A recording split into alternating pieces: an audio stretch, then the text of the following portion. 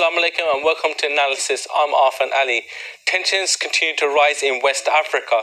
The United States has carried out an airstrike against what it describes as so-called Islamic State militants in northwest Nigeria. President Donald Trump and the US military made the announcement on Christmas Day, claiming that the targeted group had been attacking Christian communities in the region. I did read a report that the kidnappings are, some reports are indicating, especially in the Guardian newspaper, that the kidnappings of children, of Catholic children, Muslim children, it's more to do with economics than, let's say, ideologies. Now, on that point, I want to bring in Bashir. Bashir, can you hear me now? Yes. Walaikum salam. Welcome to Analysis. Now, Bashir, I want to get your perspective on the situation, the fallout of these missile strikes on Sokoto State. Thank you very much. Since Sheikh has actually said quite a lot of things about this problem, but where I would like to start is, why did the airstrikes by the United States of America become a problem? Then the question we will ask ourselves, do we have a problem at hand? That is not the problem of insurgency. Yes. Do we need to fight this pandemic? Yes, we need to fight. But how? When you fight a cause that is collective cause, and you fight it based, with insincerity, with with unexplainable, indefensible, and unclear tactics and approach, you lose public trust. And once you lose public trust, there is nothing you can do.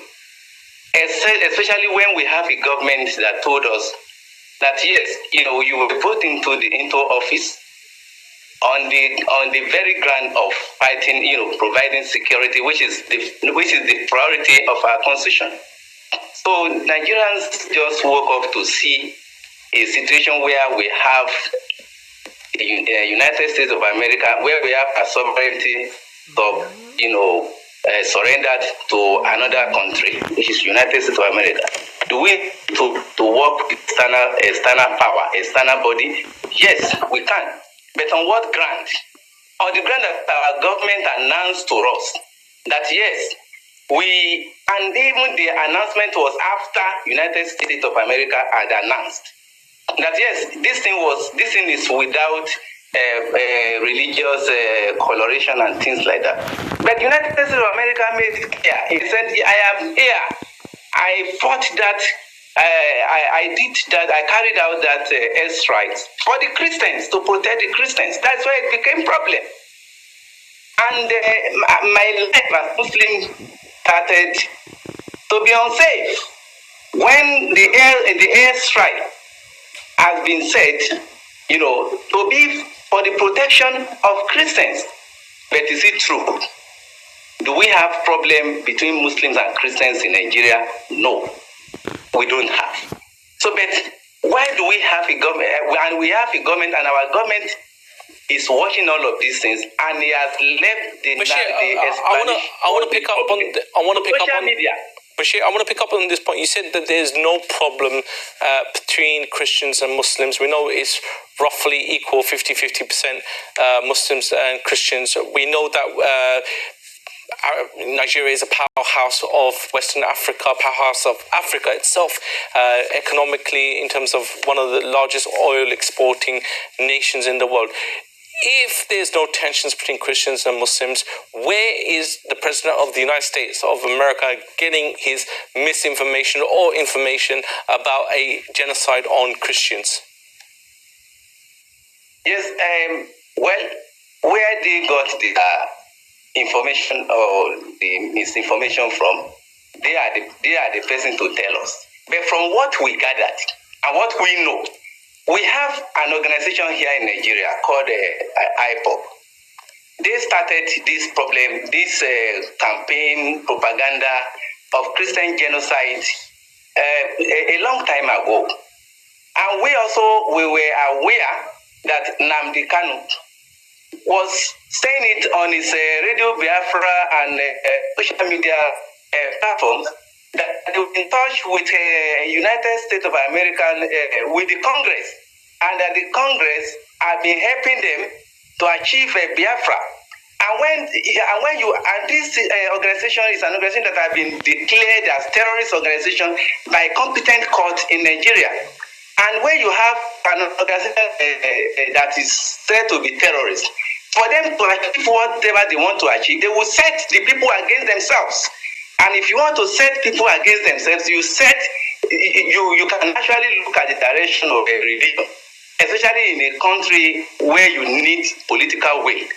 You know, when you have a politician in office and is considering the vote that is going to lose if he fights a Muslim that is doing wrong or fights a Christian that is doing wrong, no political will.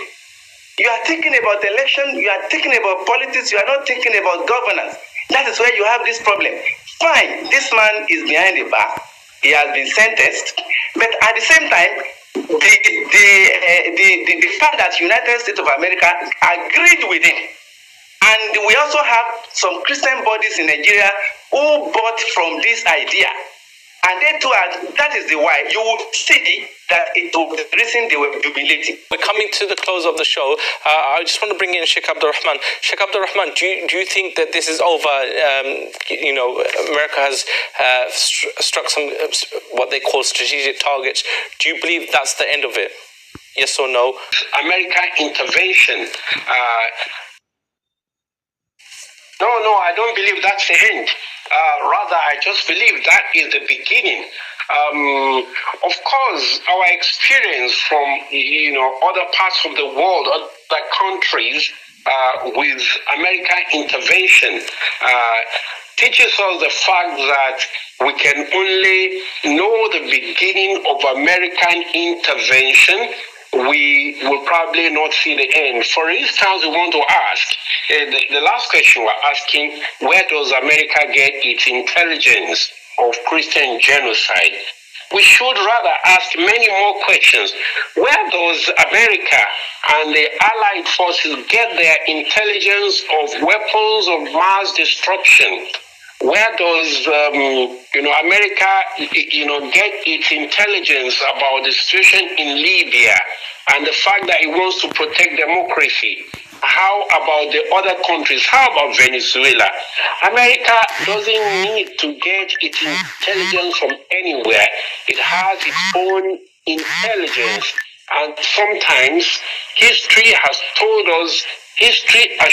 us that in 95% of the cases, it is something else that is behind the apparent reason why America intervened in any country. But I don't think this is the end. I think it is just the beginning. Sheikh Abdurrahman, on that note, gentlemen, thank you, both of you, for joining us. And that's all for us on Analysis. Our thanks to Sheikh Abdurrahman Ahmed, National Imam and Head of Mission of Ansar al-Din Society of Nigeria, and Bashir Adafaga, CEO and Editor-in-Chief of the Defender newspaper Nigeria, for sharing your thoughts and insights into the situation in Nigeria. And thank you all for watching Analysis. I've been Arfan Ali. Assalamu alaikum.